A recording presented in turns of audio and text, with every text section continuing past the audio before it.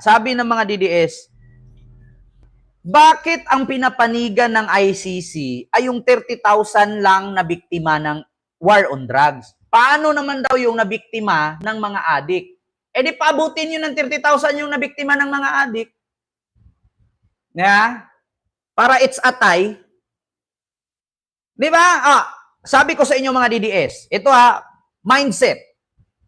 Kung galit kayo kasi kinampihan ng ICC at ng gobyerno ng Pilipinas ang 30,000 kaadik na pinatsugi ni Digong, paano naman daw yung nabiktima ng mga adik? Eh di sama-samahin ninyo ng biktima ng adik, gawin yung 30,000 plus para mas matibay-tibay at ipakulong din ninyo yung nagreklamo kay Digong. Ganun lang.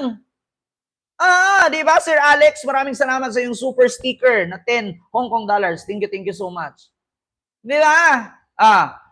Yung mga DDS, galit na galit. Napakulong si Digong kasi napapatay daw ni Digong ang 30,000 kaadik na hindi dinaan sa due process. Ngayon, kung galit kayo sa mga adik na kinampihan ng ICC at kinampihan ng administrasyon ni Marcos na humihingi ng hustisya na pinatay na hindi dinaan sa due process, bakit hindi nyo likumin yung mga nabiktima sa adik at sabihin niyo na 30,500 sila? Si Roger, ayon, Beryoso, maraming salamat sa yung $5 super sticker. Thank you so much po. Mga kababayan, murahin nyo araw-araw si Marcos.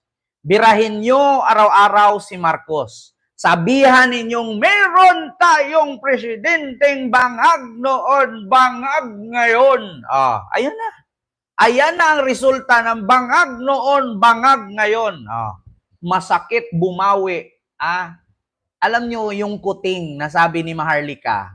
Kuting. Si Kuting tamad. Si Kuting weak leader. Pinakita lang ni PBBM. Pinakita lang ni PBBM na ang weak at kuting kung anong ibig sabihin. Masakit, di ba? Masakit. Lintik lang, walang ganti. So ito na, mga kababayan. Speaking of PBBM, Malacanang ang gumastos ng eroplanong sinakyan ni Digong papuntang Netherlands. Masakit, di ba? Kung birahin ninyo si Marcos, matindi. Weak leader, di ba? Asan na yung weak na sinasabi niyo ngayon? Masakit pag bumawi. So ito, statement ni Pangulong Bongbong Marcos. Lahat na lang po binibintang nila sa atin. Kung iisipin natin ay itong mga problema na dinaranas natin ngayon, ay ito yung problema ng nagdaang administrasyon. Sir Edward Prey, maraming salamat sa 200 yen. Super sticker, thank you so much po. Kung iisipin natin ay ito yung mga problema ng dinaranas natin ngayon, ay ito yung problema ng nagdaang administrasyon. Inayos lang po natin para maging maayos ang ating bansa at umunlad. Bakit nga ba naman bakit nyo ba naman pinagbintangan si BBM? Ang kaso ni Digong sa ICC 2017 pa lang. 2017 pa lang ang kaso ni Digong na nireklamo ni Trillanes at ni Alejandro ba yun? Alejano. Mga kababayan, 2017 pa lang final yan. So walang kinalaman si Pangulong Bongbong Marcos dyan. Nilinis lang ni BBM. Ma'am Yuki, maraming salamat sa yung 320 yen. Ma'am Yuki, Sawaki. Nilinis lang ni PBBM. So ito, hanapin natin mga kababayan. Ito na. Ipakita ko sa inyo 2017 pa lang. Wait lang. Dito. Mga kababayan, ito gusto ko ipakita sa inyo. Bakit si Pangulong Bongbong Marcos ang sinisisi ninyo ng pagkakulong ni Duterte? Ayan, Sir Edward Prey, maraming salamat po sir sa yung 500 yen super sticker. Thank you so much. At kay Ma'am Marcelina Murandante, maraming salamat po sa yung 140 yen super sticker. Thank you so much po. Inuulan tayo ng palipad Ibig sabihin, nagustuhan ng mga nanonood sa atin. Ito ang sabi dito ni Senador Antonio Trillanes. Sa mga hindi nakakaalam ha, mga taga-Caloocan, bago natin ipagpatuloy ito ha, mga taga-Caloocan, gusto kong sabihin sa inyo, ganitong mayor ang gusto ko.